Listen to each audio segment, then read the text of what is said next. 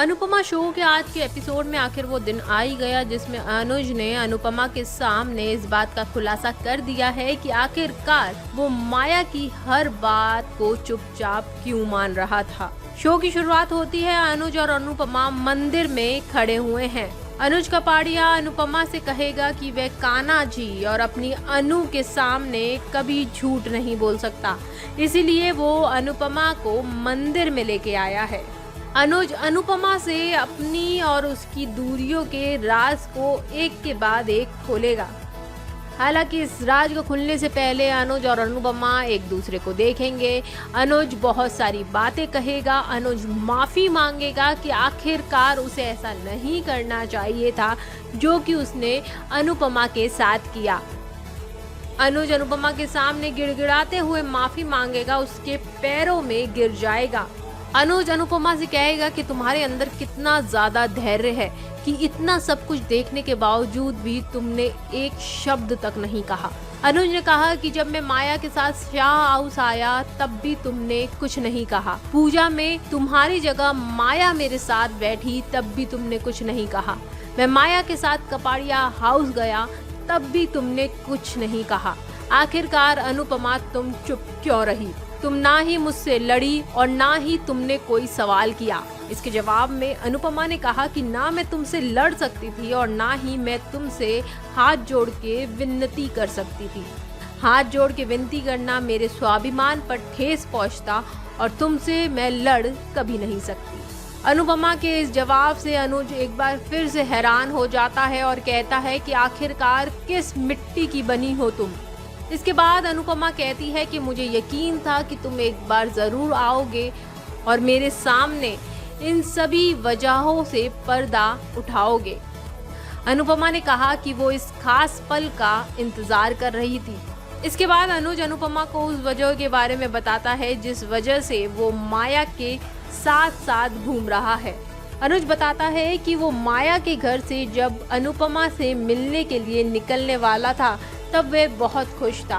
वह घर से निकलने वाला ही था कि माया अजीब हरकतें करने लगती है। माया रोने लगती है, उसके गले लगने लगती है और अनुज के प्रति अपने प्यार की भावनाओं को एक्सप्रेस करती है। अनुज माया की बात सुनकर हैरान हो जाता है। इसके बाद वो बताता है कि माया अजीब सी हरकतें करने लगती है और उसे रोकने लगती है। उसके बाद वो माया को धक्का देता है और दरवाजा तोड़कर वहां से बाहर निकल जाता है। लेकिन फिर रास्ते में एक कॉल आता है और सब कुछ बदल जाता है। अनुज बताता है कि वो माया को छोड़कर जैसे ही अनुपमा से मिलने के लिए गाड़ी में बैठकर एयरपोर्ट के लिए रवाना हो रहा होता है तभी उसके फोन पर छोटी का फोन आता है। छोटी फोन पर बिलक बिलक कर रो रही होती है। अनुज छोटी को रोता देख तुरंत गाड़ी घुमाता है और फिर माया के घर पहुंचता है। वहां जाकर वो देखता है कि छोटी खून से लदी हुई है और जोर जोर से रो रही है। वो छोटी के पास जाता है तो छोटी उसे कमरे की तरफ इशारा करती है और वो कमरे में घुसता है तो उसे माया खून में लथपथ बेहोश दिखाई देती है। अनुज को एहसास होता है कि जब वो माया को धक्का मारकर बाहर निकला था तब शायद माया को उसकी वजह से धक्का लगा और उसके सर में चोट लग गई। अनुज माया को हॉस्पिटल लेके जाता है और हॉस्पिटल ले जाने पर डॉक्टर बताता है कि माया के सर पे चोट लगने की वजह से काफी खून बह गया है। माया की हालत बहुत ही नाजुक है, उसकी जान जाते जाते बची है। डॉक्टर अनुज को कहता है कि इस समय माया बहुत ही नाजुक स्थिति से गुजर रही है। उसको अकेले छोड़ना या किसी भी तरीके से उसको दर्द पहुंचाना खतरे से खाली नहीं होगा।